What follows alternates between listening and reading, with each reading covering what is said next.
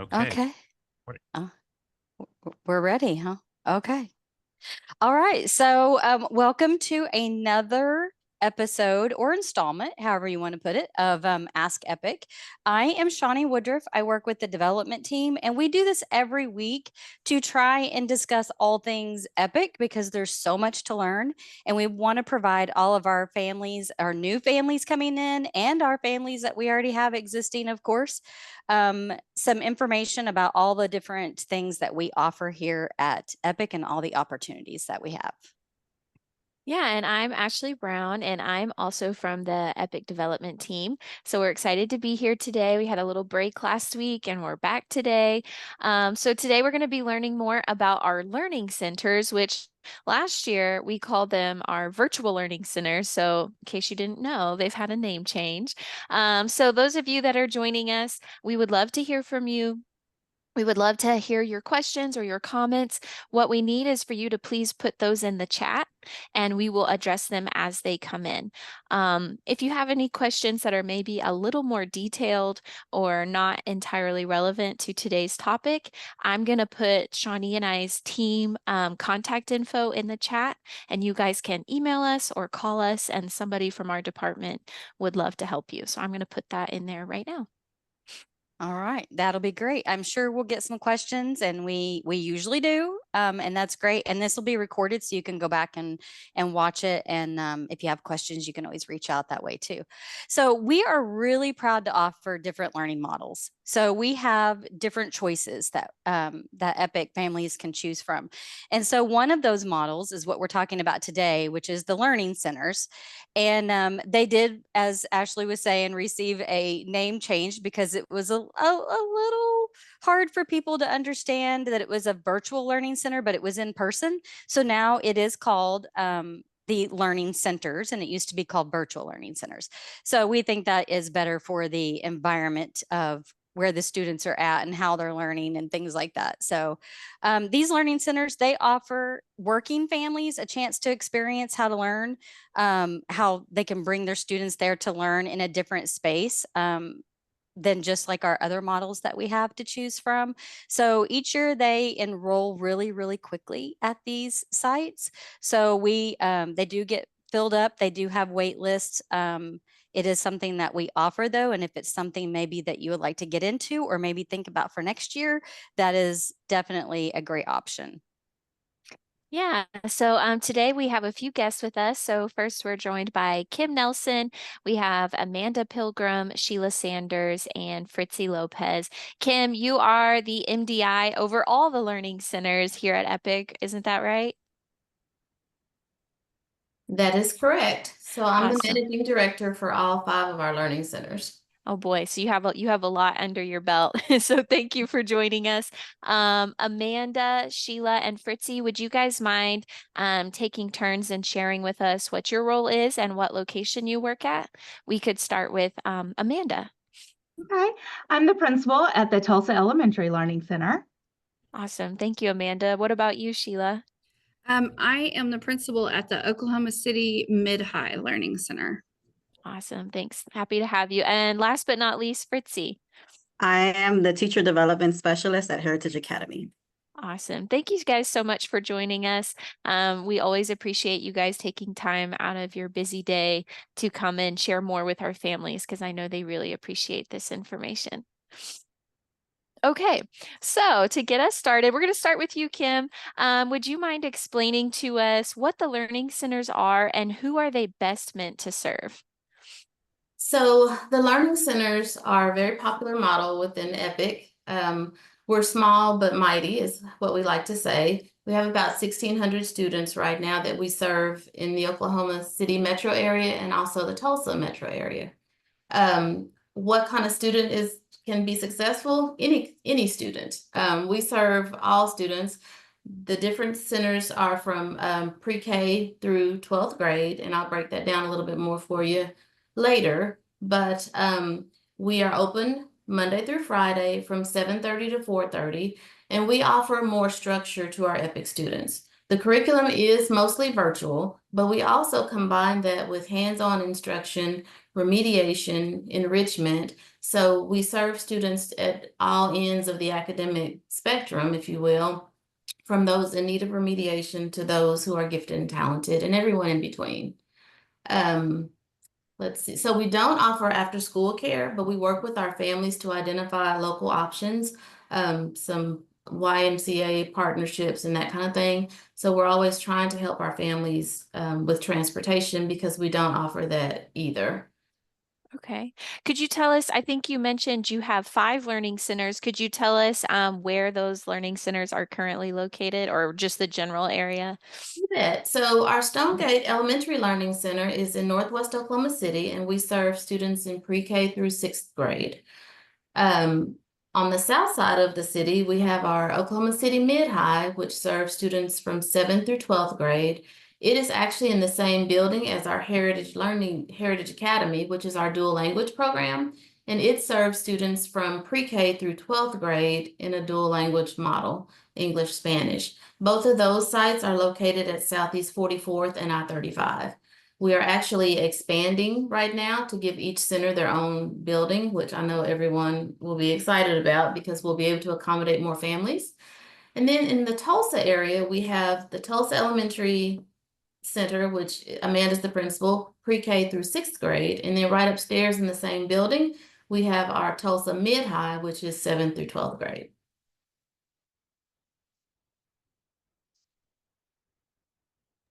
Okay, that's great. So you mentioned that there's not really any kind of school care like after or before, you know, like some of those schools have before and after care, but we don't really have that to work with. But all of the sites you said are 7:30 to 4:30?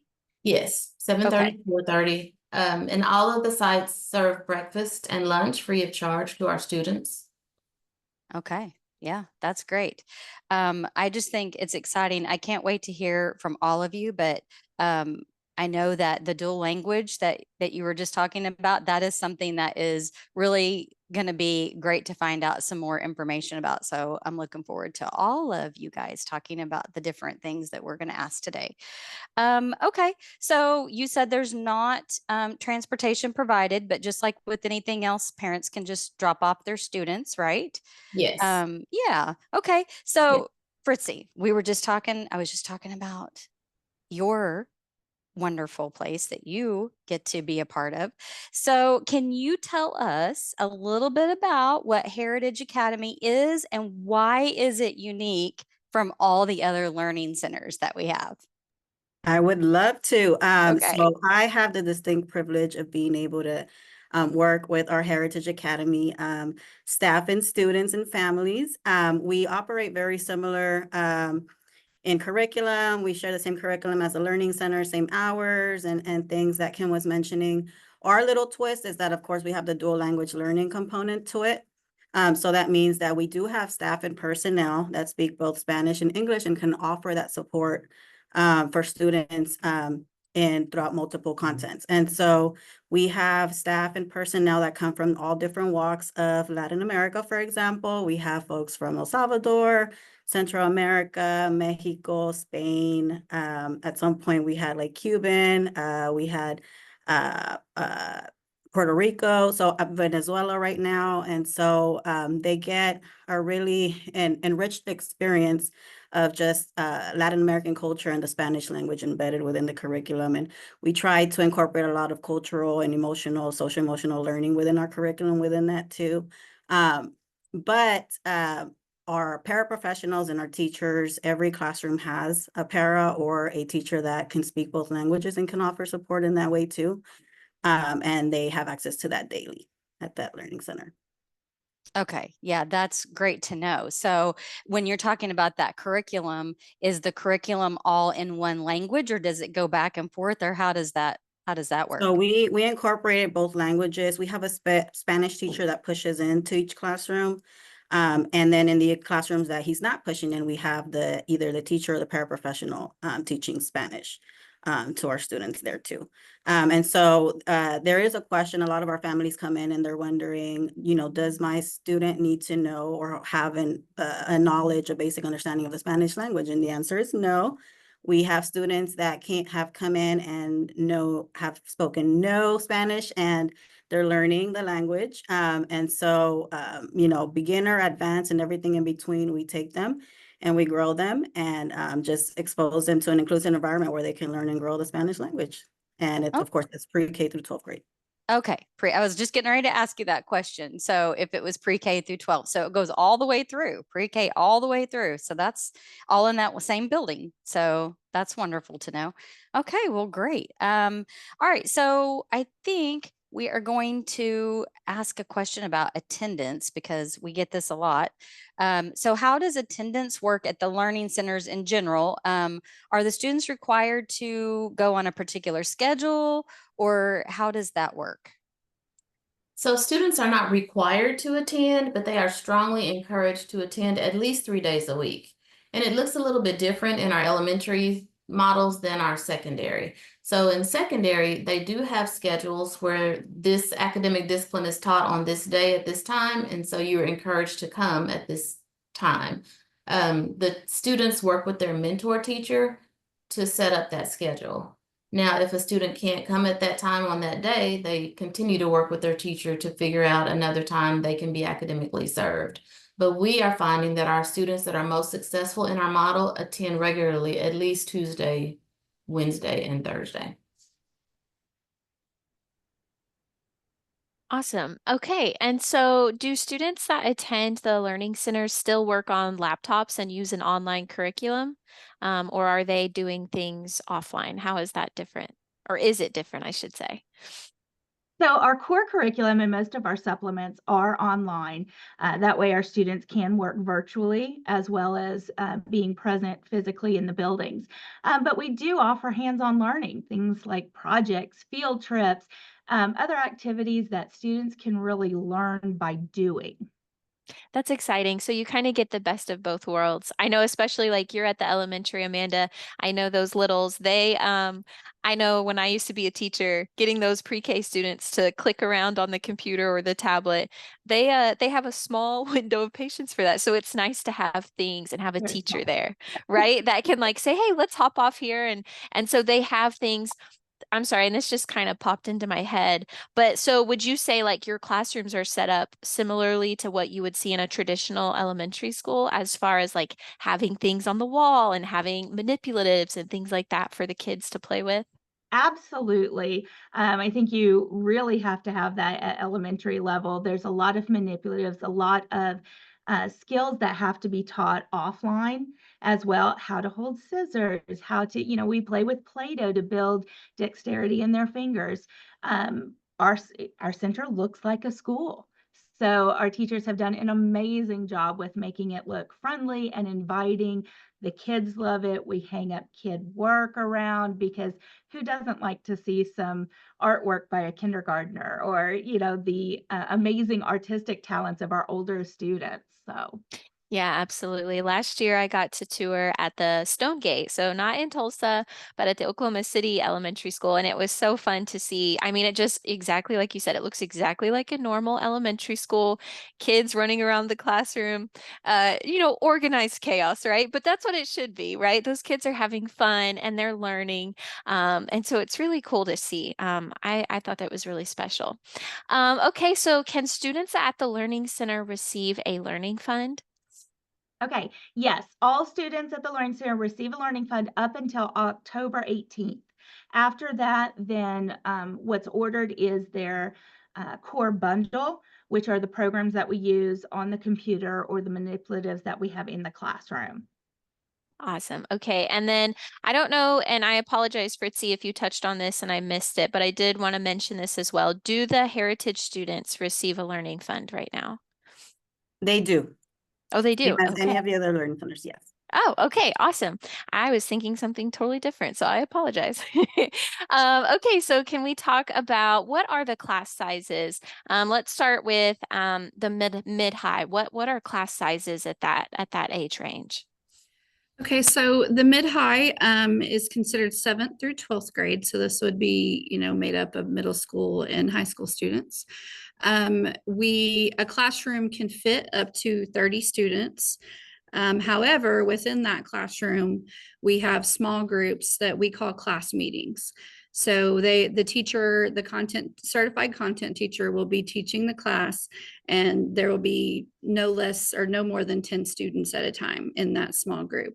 Now, in the rest of the class, the students can still be working. So we could have 10 students, learning the lesson in the small group, and then we could have 10 or 15 more on the outside of the classroom, just working on their computers and doing work on their own.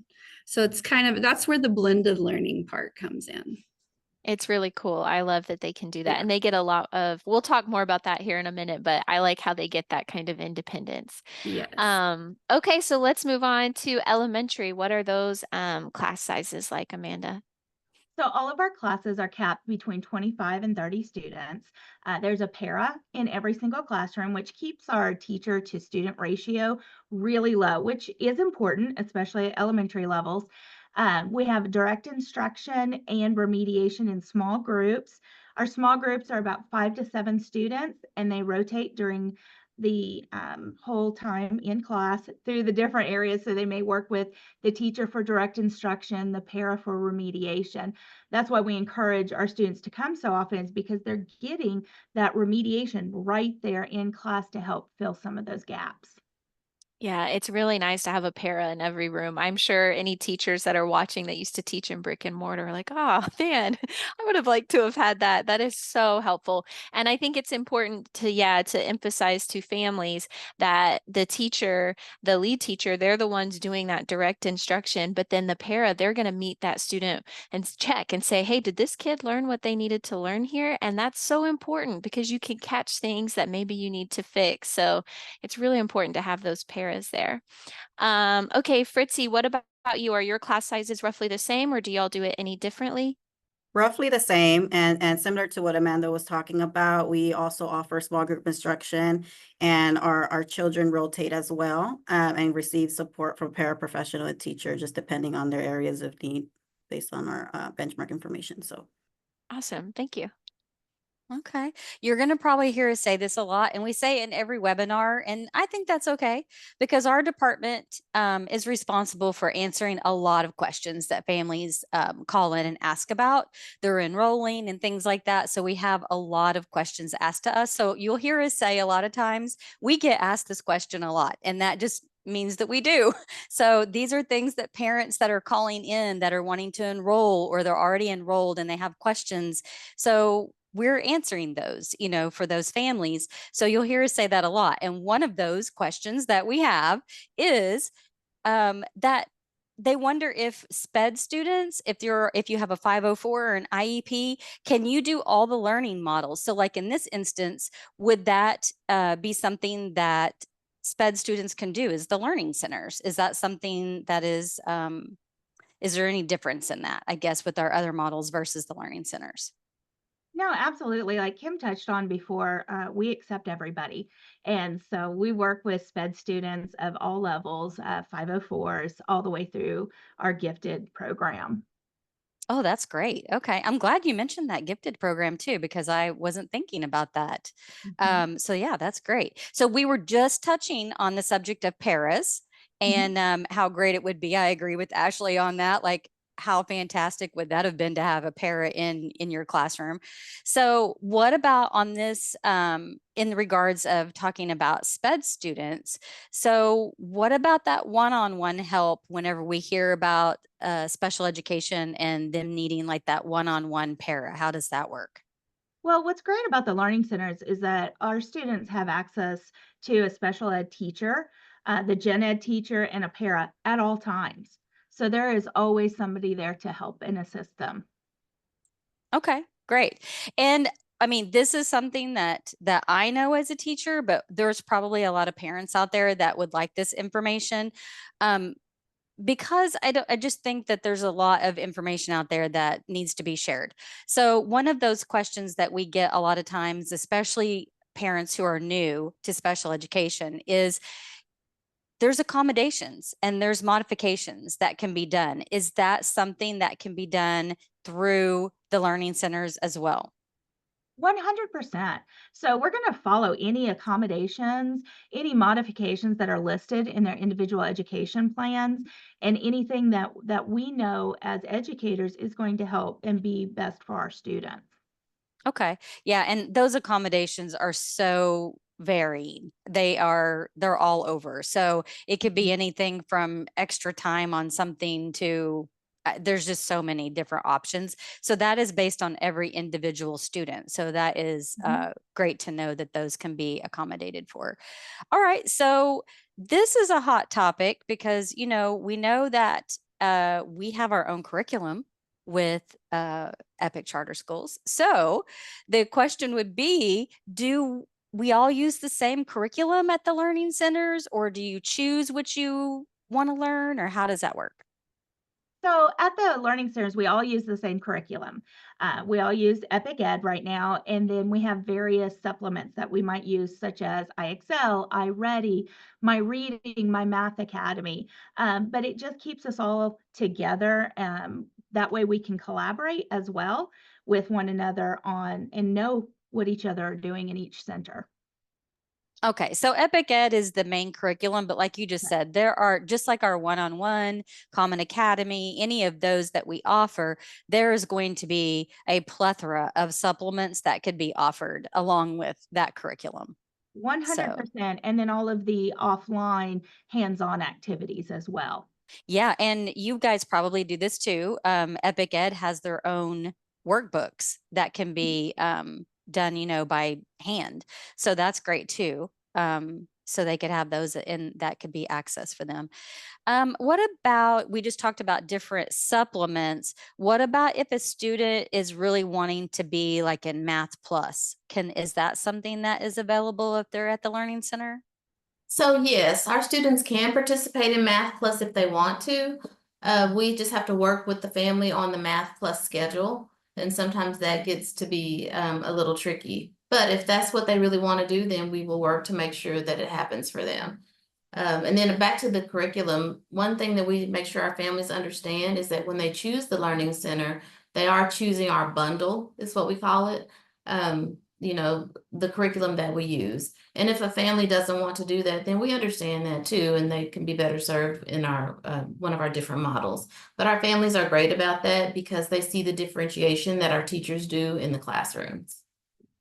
Yeah, and I'm glad you mentioned that, Kim. I think it's good to see that because it might stink for some families to give up that choice of curriculum, but I like how you guys mentioned that it allows your teachers to collaborate. So if all the students are using the same curriculum, your teachers, even at different locations, can work together to come up with fun lessons and things like that. So you have to kind of see the positive there. Yes, you might give up a little bit of choice, but I think allowing your teachers to be able to collaborate and work together, that's a huge benefit that I would be so excited to have. So thank you. Okay, so let's talk about, because I know that, you know, those of you that have been at Epic a while and you've maybe been in the one-to-one model, it can be hard to wrap your mind around, okay, how does the Learning Center work? What does a typical day look like? Because it's so different. So I was hoping to speak with each of you about what your typical day looks like. And I was hoping to start with you, Sheila, because I know that the mid-high, they do things a little differently, and I think it's so cool. So I would love if you could share with me what a typical day is like for students, and do they have like that traditional class rotation schedule? Okay, sure. So Monday through Friday, we do serve breakfast, 7:30 to 8:30. So kids coming in at that time can grab a breakfast. Classes for us for both middle and high starts at 8:30. And so Mondays, we have mentor meetings. So they're meeting with their mentor teacher. I think we get into that later, all day on Mondays. On Tuesdays, for middle school, we're going to have math and English, and those rotate. So when 7th grade math is going, 8th grade English is going. And so then they kind of flip after that. We do that both Tuesdays and Wednesdays for math and English. On Thursdays, we have science and history, and they also do the 7th and 8th flip-flop. And then we put in a little bit of math and English reteaching and remediation. On Fridays, we have what we call just tutoring Fridays. So they can come in for any extra tutoring that they needed from the week at any point in time. It can be scheduled, it could not be scheduled. They can Zoom in virtually to do that, or they can come in person. So we kind of leave that Friday open for basically any help that they need, no matter where they're at and working, in their curriculum at their own pace. For the high school, it's similar. They have the breakfast, but their classes are set up a little differently, kind of more in, I guess some people refer to it like a college format. So on Mondays, they still have their Mentor Monday. On Tuesdays is going to be all of 9th grade classes. So what we found with high school students is they have lives outside of high school and they are working and they are visiting colleges and they are, looking at VOTEX. And so we have changed the schedule to make it easier on our high school students and families. So if I'm an 11th grader and we have many students with full-time jobs. And if I have a full-time job, then I know that I need to let my job know that on Thursdays, I have school. So on Tuesdays is 9th grade. On Wednesdays is 10th grade. On Thursdays is 11th grade. And then Friday is 12th grade, but they're kind of still checking in, they don't have very many classes left. So we started that last year and we're continuing it this year. And we have seen a significant increase in our high school attendance. So we're super excited about that. We love being able to adjust to families and students and the feedback that they give us. Yeah, that's really cool. And it allows more students to be able to attend and stay engaged. So I just want to clarify. So what you're saying is if I'm an 11th grader and my day is Thursday, then I meet with all my teachers on that Thursday. Okay. And then so a follow-up question for you. What about if maybe I don't work quite as often? Can I come on those other days? Yeah, absolutely. So the center is open all days for all students. And they actually do that because they, even if they attended, if they're a 9th grader and they attended their class meeting on Tuesday with math, maybe they still need help. And so they'll come another day. They might work with the teacher. They might work with a paraprofessional. They might just come to be up here to be on the computer and do the work, but have the availability to get up and walk across the hall to get immediate help. That is an advantage to coming in person because almost always, I'm not going to say 100% of the time, because sometimes, we're helping all kids, but almost always the kid can get up and go get help and it's immediate. And that is a beautiful thing with the way that we're set up. Yeah, that was really cool. And I got to tour last year. It was really cool to see you had students I remember you explaining it was very similar to a college schedule. And I thought that was so neat. And it was true because you had like little clusters of kids in this one room and the teachers doing their own thing and the kids but they would pop up and say, Mr. Whatever, I need help right here. And the teacher got up and helped them. So it was really cool to see they had that choice to say, I want to be here. Maybe they want to be with their friends or just have their teachers available.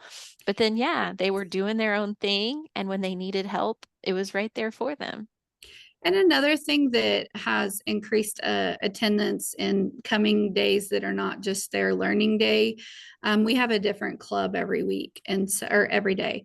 And so from 3:30 to 4:30, they meet with their different clubs, whether it be graphic design or garden club, so they like to come and, socialize as well and be with their friends and do, participate in the clubs that we have. So yeah, they can come any day. That's really cool. I love how you're thinking of ways to keep them coming and keep them engaged. I think that's really cool about the clubs. Exactly. Yeah, thanks so much for sharing that, Sheila. Okay, so Amanda, do you want to tell us a little bit about a day in the life for an elementary student? Sure. So elementary, just like mid-high, we offer breakfast in the mornings. Then we go, and it's set up very much like you might think of a brick and mortar. And so we have morning time or circle time in our younger grades with calendars. All subjects are taught daily and within small group rotations. So we do have a couple of grades right now that are departmentalized. So they will rotate to different teachers for the different subject matter, but they're still taught in that small group rotation formula. Awesome. Okay, that's really neat. And then Fritzy, I think, do you guys kind of operate similarly for your elementary versus mid-high, or is there anything different that you guys do? So our model operates more similar to Amanda's elementary model. We also offer our blocks similar to a traditional brick and mortar school, with the exception that they have an added block for Spanish language learning. Awesome. Thank you so much.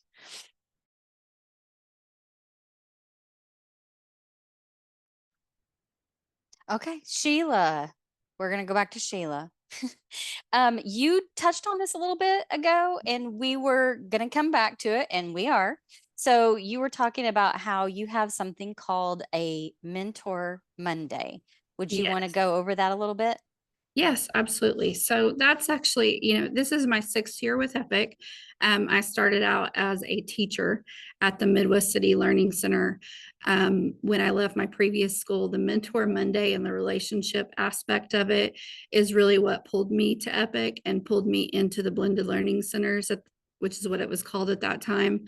I do think it is the most valuable part about what we do, and that is the relationship between the student and the teacher. And even into, the families. We have really put an emphasis on that because, it is about the entire family and the student and what is going to make them successful, what is going to help them for their future. So on Mondays, we meet with every single student. So each teacher has a roster of kids and they are called their mentor teacher. So they meet with what we call their mentees.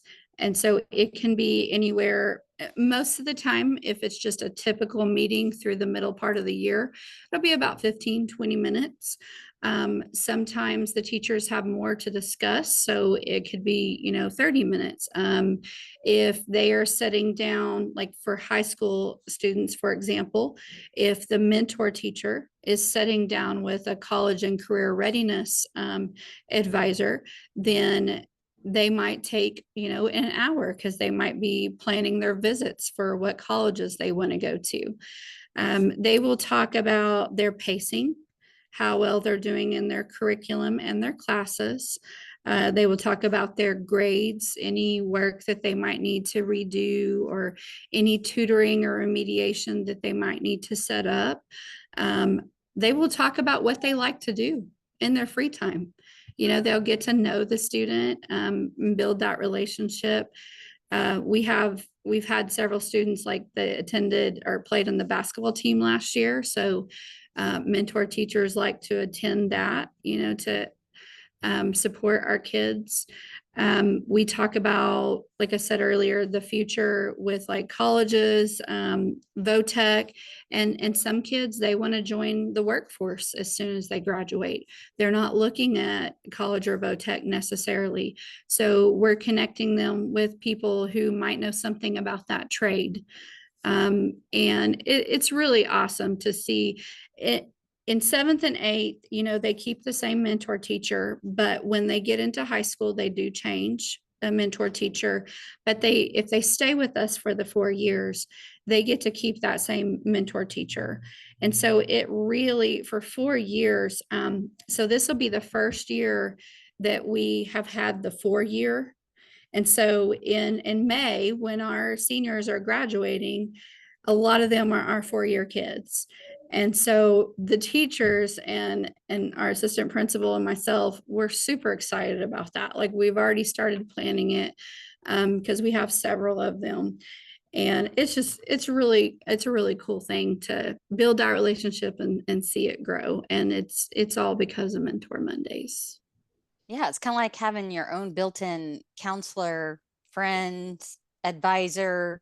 It's like all the things, right? So you go over maybe what you did last week and what's our plans for this Yes. week and what's our plans for the future and all of those things that that kids love to talk about, actually.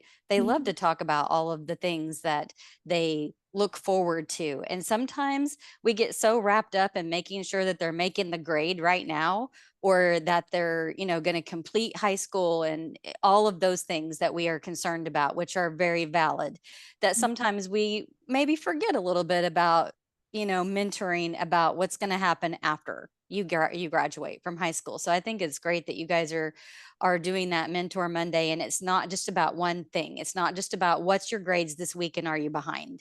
It's about so many other things in that bonding experience, which is super personal. And I really like to see that. So that's great. We have Mentor Monday. So what about Fridays? Are those any different? I mean, I know we're not going to do Mentor Monday. So what do we do on Fridays? For the mid-high, that's our tutoring and remediation day. That is also, so remediation, maybe it's an assignment or a class that we worked on during the week, and we didn't quite get it the first time, or maybe we had additional questions about that class. So we're circling back to it. Tutoring, students might come in and they might be at a different place in their curriculum, but they still need help, because we do have students who work ahead. We don't want to hold them back. And so we want to give them help as well. That's also the day that Mid-High provides Zoom classes. So if they want to make up a class that they didn't attend that week, were not able to attend for whatever reason, or if they just want to schedule a tutoring Zoom with a teacher or a paraprofessional, they can also do that as well. Okay, that's great. So we learned about that with Sheila and your learning center at the mid-high. How about you, Amanda? How is that? Is that any different for you? How does your Fridays look? Well, in elementary, most of our kids come every day. And so we still have normal class times now. We've built our schedule around for more remediation and time for students to catch up. We do have families that like to do extracurricular activities. So if they've completed their lessons for the week, it gives our families an opportunity to participate or to go on those trips that really enrich their child's academic experience and learning experience without the penalty of a required physical attendance in a building. Okay, that's great. So, I mean, they're not going to get in trouble for not coming that day if they're already caught up for the week. So that's great. So they have something to kind of look forward to, really. They're like, oh, if I get all my work done on Fridays, I get to go do whatever it is that their family has planned. So that's really good to know. I think that students I think they like to have that encouragement that they get to look forward to at the end of the week. So I like that. How about you, Fritzy, on Fridays? Fritzy So Fridays. our our Heritage Academy, our kids love showing up. Like they come, so it's business as usual. But it is mostly opportunity for remediation and catching up on schoolwork or one-on-one support if needed. For the higher levels, like the secondary levels, they it's an incentive, like you said, and a motivation for them to stay on pace. But you still have those students that just love showing up. So, and we're happy to have them too. Yeah, of course. Anything to get the kids there every day. I think you guys do such a great job hearing from each of you of how you try to keep the kids engaged and wanting to come. And they do, truly, because we get calls every single day. I want to be at the Learning Center. I want to be at the Learning Center. So you guys do a really great job of getting those kids where they want to come. Okay, so I think we touched on this earlier, but just to clarify, so you guys do serve breakfast and lunch, correct? Correct. Every day, a hot breakfast and lunch for students in the elementary. If they're on site past that 4 o'clock, we also give them a snack. Yeah, Sit I'd down love a there and wait snack. for them. Yeah, 'cause Yeah, everybody likes a absolutely. snack. Everybody wants a snack. I love that. Okay, and then one final question I think is the most important. Again, like I said, we get calls every day wanting to enroll for the Learning Center. So can students still enroll right now? Kim, can you tell us about that? So yes, students can still enroll right now. However, we do have waiting lists at all of our sites. But the sooner you enroll and get on the waiting list, that increases your likelihood of getting in because the principals are just diligent about making sure we fill all of our spaces. So we work through that list just as soon as we can. We know families want us and we want to make sure that we can accommodate them. So the short answer is yes. Awesome. And then, so just because I know with what Shawnee and I handle, we help families that get on the wait list all the time. Can you talk to us about what do you know, like if a student wants to enroll, they get on the wait list, what do they do in that meantime while they wait for that spot to open? So we encourage our students to enroll in Epic One-to-One while they wait. Is just an easier transition. But some families can't do that because they, the the parents work. So they might go to their local brick and mortar, and then when we have an opening, they will enroll in Epic and come right to our learning centers. So we can accommodate whatever they need. We just try really hard to hurry and get them in because we know there's a need. Yeah, yeah, absolutely. And then you and I, we talked last week, or I think it was last week before, about this. But you said that you recommend anybody that's looking at enrolling for the Learning Center, you recommended a tour. Can you tell us why that is? Yes, so we want families to really understand what we are, who we are, what we do, and really where we're located. From time to time, we will have a student that enrolls in a learning center and they live far away, so it's just not practical. So we always like for them to come and see the faces, meet the people, look at the classrooms, and really get an understanding of why this physical attendance at least 3 days a week is important. Yeah, get a feel for the drive, right? Maybe schedule your tour right during morning traffic so you can get an Absolutely, 'cause idea. that is real. Can you handle the drive? Because yeah, we have families. That's something I always try to say is, when I talk to somebody about enrolling, I ask them, where do you live? Because I just want people to have an understanding of what it is to transport kids, because that can be a burden. I don't like sitting in traffic, and I know a lot of families don't either. Right. Thank you. And we have so many new microsites that are coming available now. And so we're getting more calls in where they're like, well, I see that there's an Epic building, but they're not sure what it is. And so that is another really good thing for them to come and do a tour because they can see where that particular place is. It's not necessarily a microsite where the one-on-one teachers are meeting and things like that. It's a different facility. So yeah, I think that the tour would be great. I'm looking forward to it. We're going to get to tour at some point in time this year, so I'm looking forward to it. So yeah, so I just think that what we learned today is so valuable. And it's great to hear from every one of you, from Kim and from Sheila and from Fritzy and Amanda. We love to hear from all of you guys. And we have so many families calling us daily, wanting to enroll and wanting to learn more about the learning centers and about where they are, what do they do, all of those things.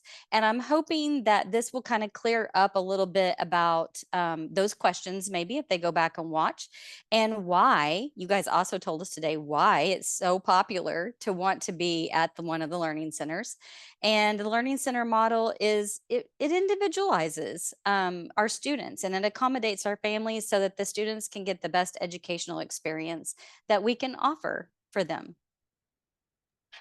It looks like coming in at the tail end, we have a great question. So Lindsay says, awesome information. Thank you. But she wants to know, is there security and a nurse at the learning centers? That's a great question, Ooh, Lindsay. You're I'm hired. You so can have our glad. jobs. So So yeah, Kim, yes, let's hear. we do have security officers at all of our learning centers. They are stationed there during our hours. They even stay after when we have parent conferences and those kind of things. And then we also have health aides there. We have students at various centers that require diabetic management plans and, various medications and all of that. So both our health aides and our security officers go through intense training to make sure they know what to do to serve our families and students. Awesome. Yeah, that's Great great to know. question. Yeah, great question, Lindsay. I'm so glad you asked that. Okay, so those of you that joined today, thank you so much for watching.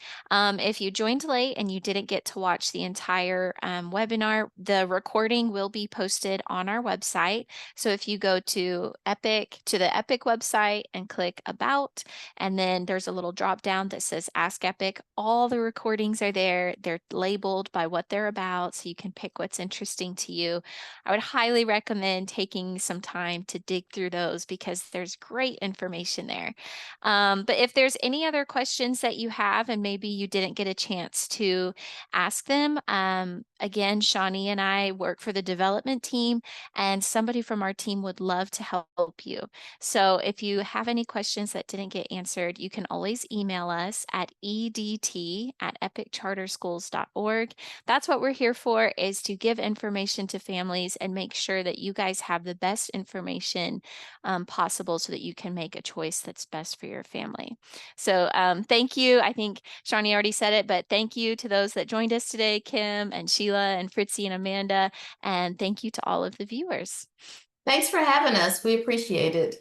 Yeah, and so tune in next week. We're going to have another webinar. I know it's surprising. We're going to have one next week. We have one pretty much every Wednesday, but at 2:00 next week, we're going to have another Ask Epic. But we have a huge family engagement department, and we're going to break it down this year. So there's so much in family engagement. So this time we're actually going to break it down a little bit. And next week, we're going to talk about one specific part of family engagement, which is the enrichment program. So we hope to see you then. Yeah, thanks so much, everybody. Have a great rest of your week. Yeah, bye. Bye.